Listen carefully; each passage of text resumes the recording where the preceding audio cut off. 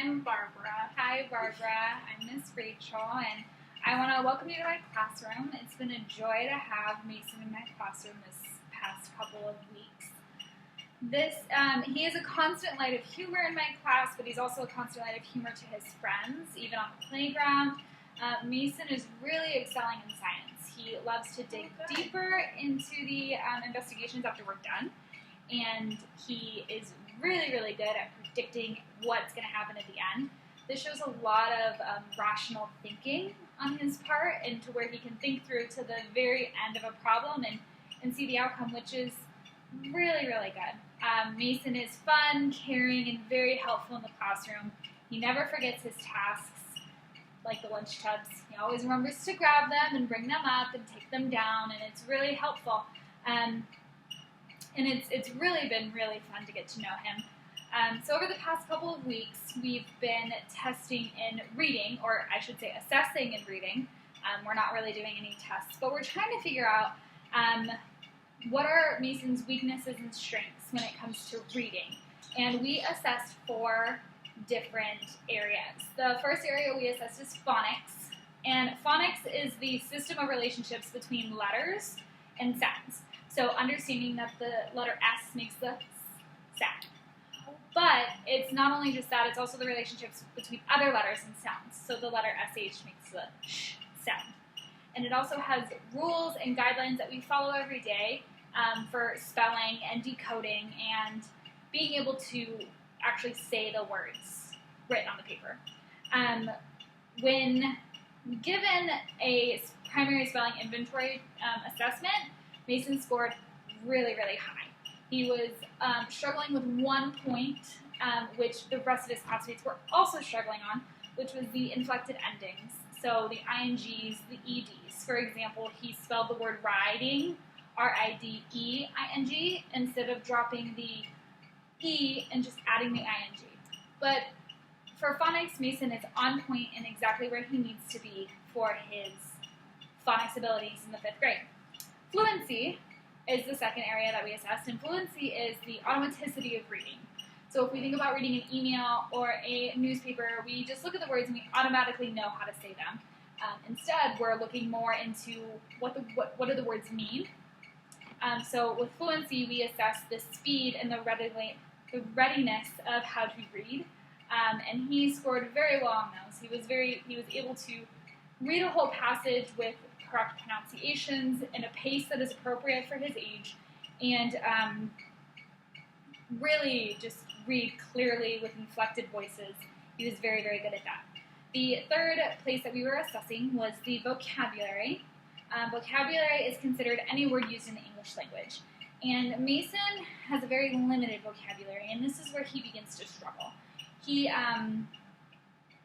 When given an assessment on vocabulary, Mason was unable to define words from his grade level. For instance, a younger grade level would have given him the word home, and he said a place to stay, which would have been correct. But when it got to his grade level, he was having a hard time defining words that he should have easily been able to define. And I'm going to come back to this, and we're going to talk more about what we're going to do to better his vocabulary. And right now I'm going to tell you about the 4th thing that we assessed. The 4th thing we assessed was comprehension, and vocabulary and comprehension are very closely tied. Mason loves science, like I said before, but before he was given a science passage, he read it, and he read it very well, and when asked questions about what he read, he wasn't able to answer them, which is a comprehension problem. He didn't understand what he was reading. Mason has just graduated from the English Language Learner program. So this is the part of the English Language Learner program that they learn last, and probably the hardest part for them to learn, is how to comprehend what the words of the English language mean. So it is perfectly understandable on why he struggles in this particular area, and same with vocabulary. Like I said before, they're very closely tied. So just to recap for you, his areas of strength: phonics. He is able to decode words and correctly pronunciate any word that you basically put in front of him. Fluency, he's able to read a passage with great fluency, with inflection in his voice, with correct pronunciations. And lastly is spelling, and this is due to his phonics and being able to decode where there's a blend or a digraph and so on, and that's just a couple things that he learns in phonics. So now I'm going to go back to vocabulary and comprehension and what I'm going to implement in the classroom for him to better these areas. So vocabulary. Through the Davidson vocabulary assessment, Mason was unable to give the meanings of words to define from the 4th grade. And according to the college and career readiness standards, students from 4th and 5th grade should be reading books by the end of the year that have an ATOS score of about 4.97 to 7.03, meaning that 5th graders like Mason, by the end of the year, should be reading at a 7th grade reading level or a 7th grade book. In order for Mason to be able to read at that level, he has to be able to understand the words that are actually in that book. And if we take this research at its face, Mason is 3 grade levels below where he should be. And that is fairly harsh. Can I stop you? Yes. Does that mean that Mason is reading at his grade level? Is he where he's supposed to be, or no? Absolutely. He is behind, but Mason is reading right now at a 5.35 reading level, which is 5th grade. That is where he's supposed to be. But in 7th grade, he needs to be reading at a 9th to a 10th grade reading level. He's no longer reading in 7th grade reading level. So we have to get Mason to a point where he's reading above his grade level when he's already in his grade level. Oh, okay. At the moment, he's perfectly fine where he needs to be, but we need to bump it up a little bit and just focus a little bit harder on it. So, like I said before, vocabulary and comprehension are very closely tied together. And so our second area of growth is going to be comprehension. This is saying he's unable to understand text and understand what the text is saying. This ranges wildly from nonfiction to fiction books, in which Mason has struggles with both. Nonfiction books are going to be like all of our history books, all of our really dense textual books that are very difficult for adults to read all over the world, but it's a very important concept. And this is the very last part of the English Language Learner program that Mason graduated out of. And it is going to take him about 7 years to fully be able to become fluent in comprehending every word of the English language. You have to remember he's already had 3.5 years of the English Language Learner program, so he's on his way. The best thing for us to do with comprehending is to read. And the more he's exposed to, the better he's going to be. Some of these areas, I am going to actually be implementing some activities in class for him. And the first one that I am going to be implementing in class is going to be focused on vocabulary. And this is called the read aloud method. And it is where I am going to read a book, but prior to when I read it, I'm going to pull Mason aside before I read it. And this is going to be during squirt time, which is our silent reading time. And I'm going to actually introduce him to these vocabulary words first. Then I'm going to have him sit back down. I'm going to read the book. I am going to go over the vocabulary again with the whole class. This way it gives him both the one-on-one, these are what the word means. He sees it textually and how it's used. And then once again we go over the vocabulary as a class.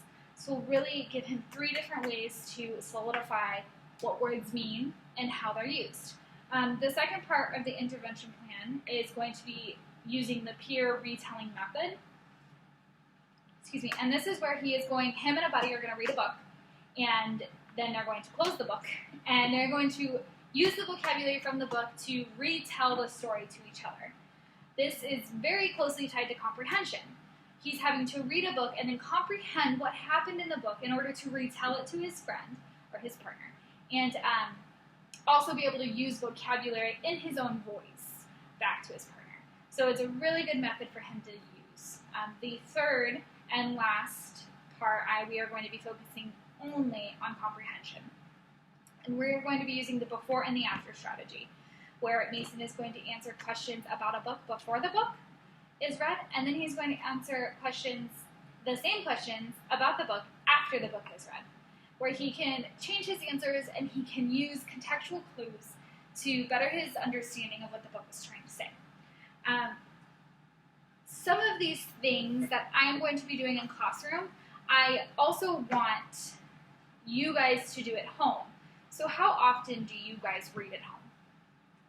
Well, it's really hard just based on work and whatnot, but I would say that I definitely try to read to him every other night. And that's perfect. I would love for you guys to read every single night. So if Dad is around and Dad wants to read to him when you're not, or even older brother wants to read to him when you're not, the one strategy I want you guys to use at home is the same one I use in class. It's the read aloud strategy. Read the book before you read it with Mason. Pick out some vocabulary words that may be a struggle for him, and talk about those first, read the book, and talk about them after. It will really solidify some of these vocabulary words that he needs to know in order to heighten his vocabulary for later grades. What type of interests do you guys like together?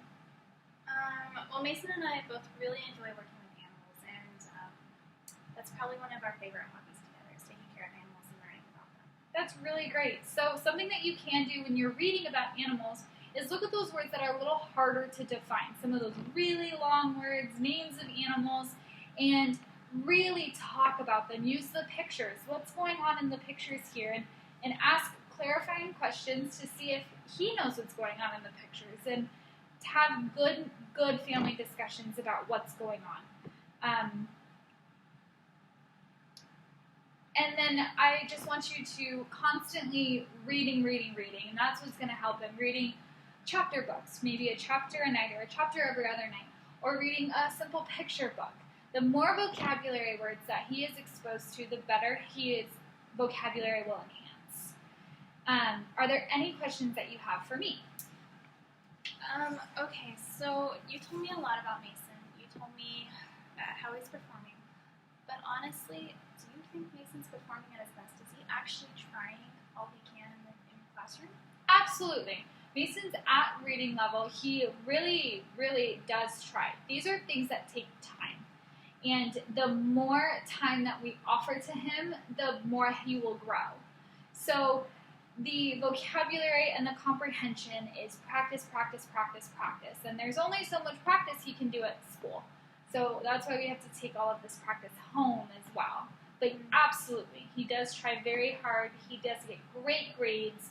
He just has some problems with understanding what he's reading. A lot of the times I have to go back and definitely redefine things in simpler terms, in which he should be understanding the more complex terms. Okay, so I guess my last question is, if I'm going to be doing all these different strategies at home, how can I keep in touch with you to make sure that we're both on the same page, that we're both still working together?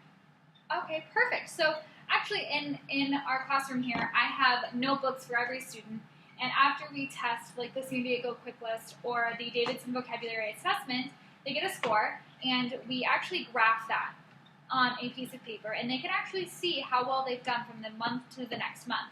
We can add a whole other divider into Mason's folder where you guys are doing the same things at home, where you're writing down what kind of books you're reading, maybe the types of questions that you're asking, the new vocabulary words he's learning. And that way I can see what you guys are learning, but you can also see how he's doing as far as testing in all of those other ways. Okay. In the classroom.